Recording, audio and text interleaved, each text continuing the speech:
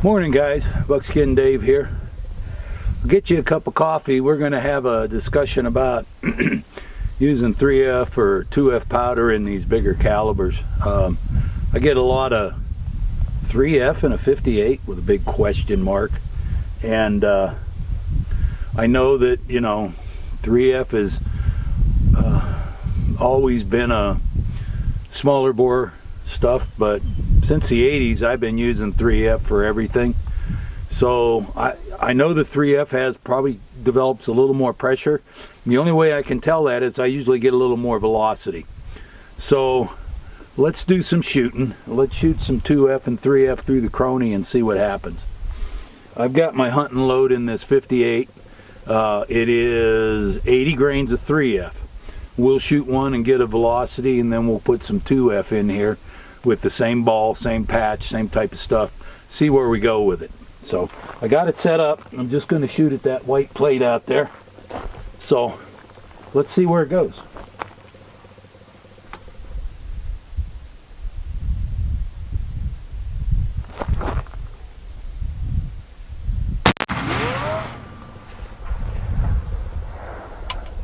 Okay, 1403. So write that down. Let's put some 2F in and see what the difference is.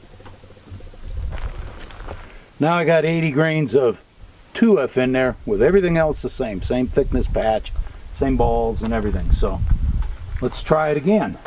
We had 1403 last time. So let's see what she does.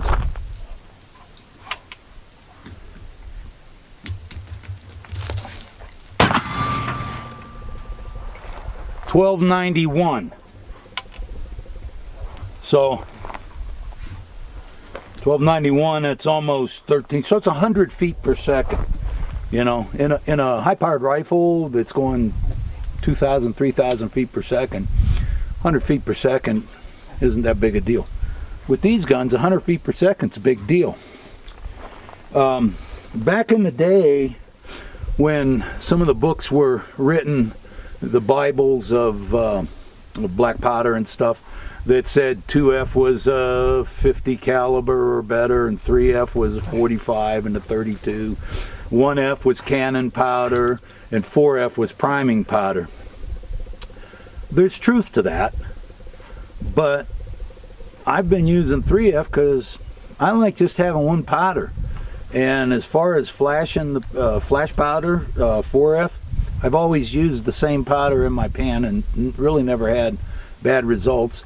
And I only have to have one flask. So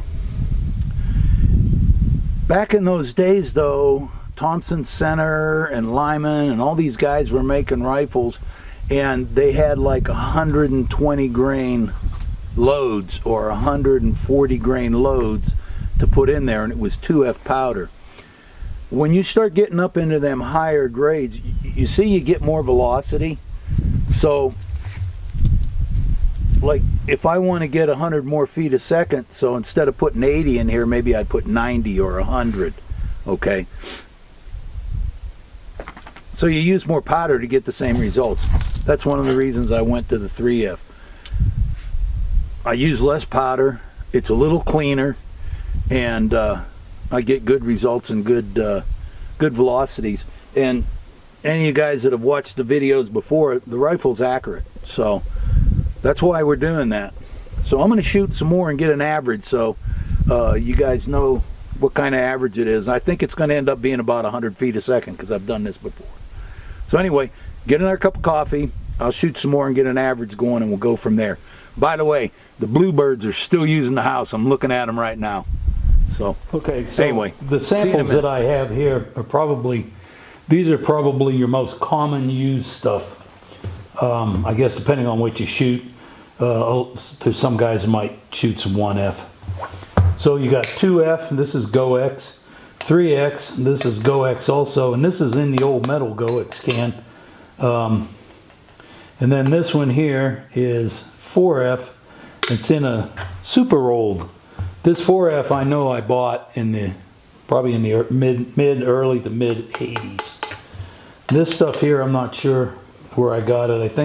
I I got it from a friend of mine that had some old cans of stuff, but this would be a mid-range can to this. And then of course now they're all in plastic.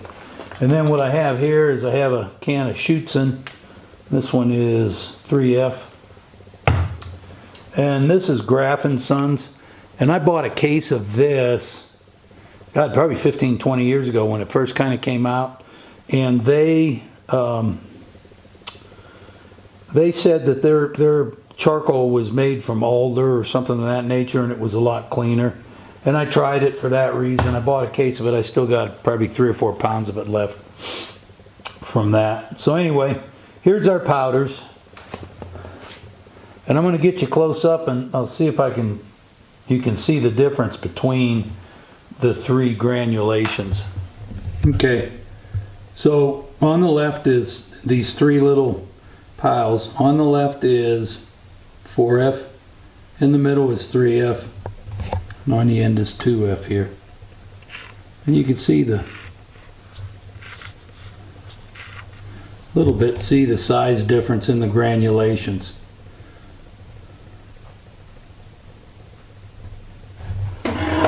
Okay, so how it came about for me. Now first off, what I want you to know is I'm not professing that anything I do is 100% right. Okay, I'd say it's safe because I've been doing it for 40 years. But in the 80s, when I really started shooting the Flintlock, I was using 2F powder, and I started using the Flintlock, so I bought the 4F powder for my flash pan. The finer you go, the hotter or the faster the flash will be. So that's what makes the 4F such a good powder for pan, for flash pan. And there were some books. In those days, Sam Fedela was the guru of black powder, and as far as I'm concerned, he still is. And he always set out what we said in the first part of his video. 1F is for cannons, 2F is for 50, 54, 58, 3F is for 50, 36, 45, the smaller ones. 4F is flash powder. And he has that in his black powder Bible, okay? But that isn't gospel, at least not to me. What I started finding out is, first off, back in the 80s, you'd go to the store, and a lot of the stores back then carried black powder. They don't do it anymore, but they did back then. And, you'd go and they'd have 3F, or they'd have 2F, or they wouldn't have. And there was a brand Elephant back then too, and sometimes you'd find that in 3F or whatever. So I kind of started ending up just using 3F because it seemed like they always had 3F. And in my Flintlocks, if you're going to shoot from a bench or an offhand position, but you're only going to take a couple of steps, if you use 4F as a flash powder, you'll have a little bit faster flash or a little faster ignition.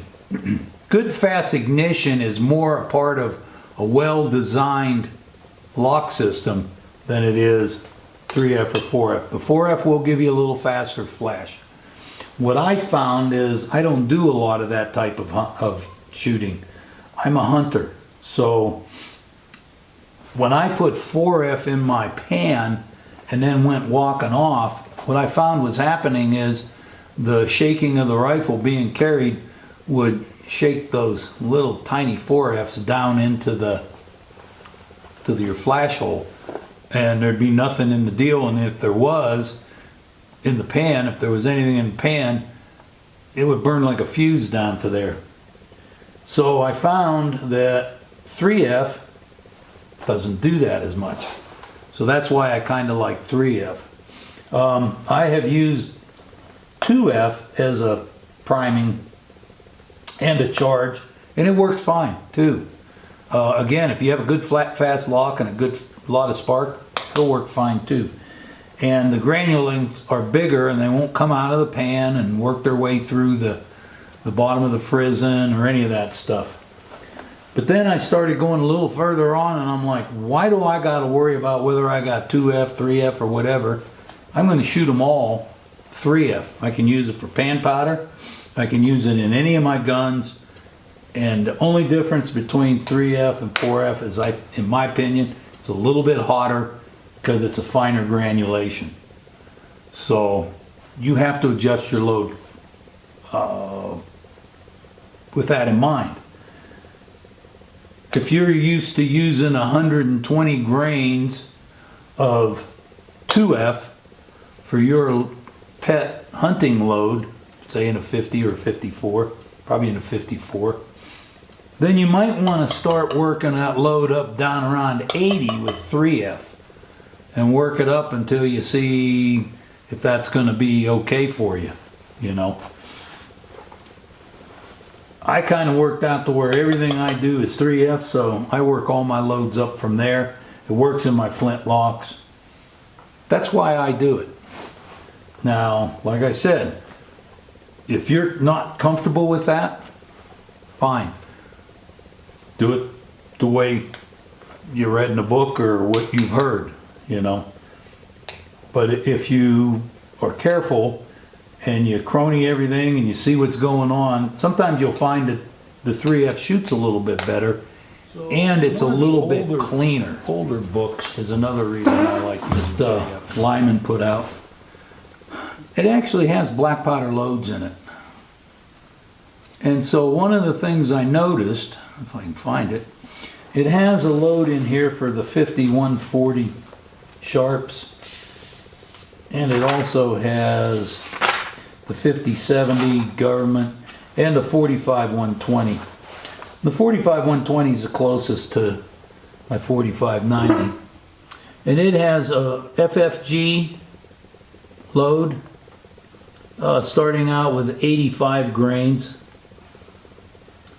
And what I wanted to show you is the maximum, even with a heavy bullet, that you can get out of here as pressure is 29,000.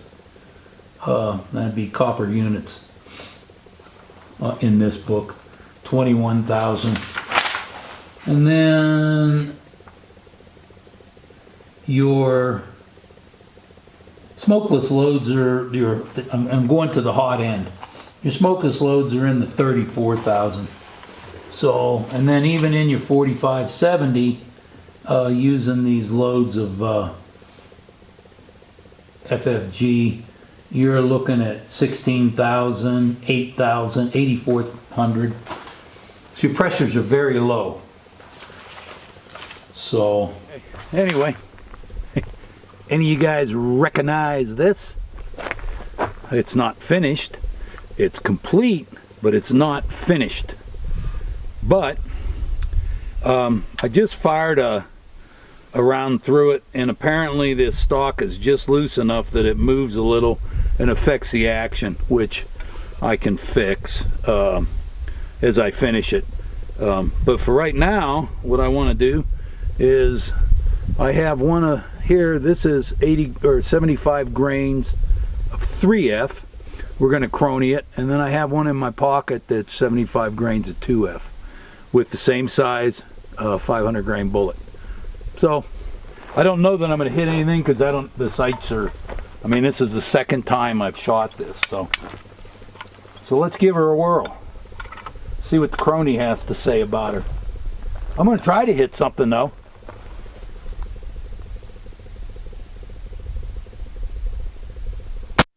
Oh, I hit something. Trigger's a little tight on this thing. So 1159. Write that down for me, would you? I'm going to wiggle this trigger and put another round in, and we'll go from there. Seems like, get off of this 3F 2F thing for a second, and seems like this chamber's done pretty good. It came out easy. I just have to fix that okay, so this doesn't wiggle. And that, I'll just put some, one thing you'll notice is this one is shooting a little slower than the Gemmer did with the same load, but that's probably because of the short barrel. We'll be working with this rifle to see if it does any of the other cool stuff. But for right now, let's finish our 3F 2F situation here. Now here's one I just loaded, 75 grains of 2F, same bullet. You know how I know it's 2F? Because I wrote it right on the bullet. So let's give this one's going to need a trigger job, that's for sure. Let's give this a try, see what it does with 2F.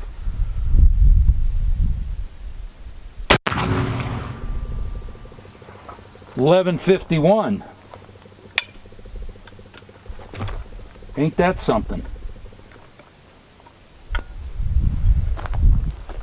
Pretty much the same.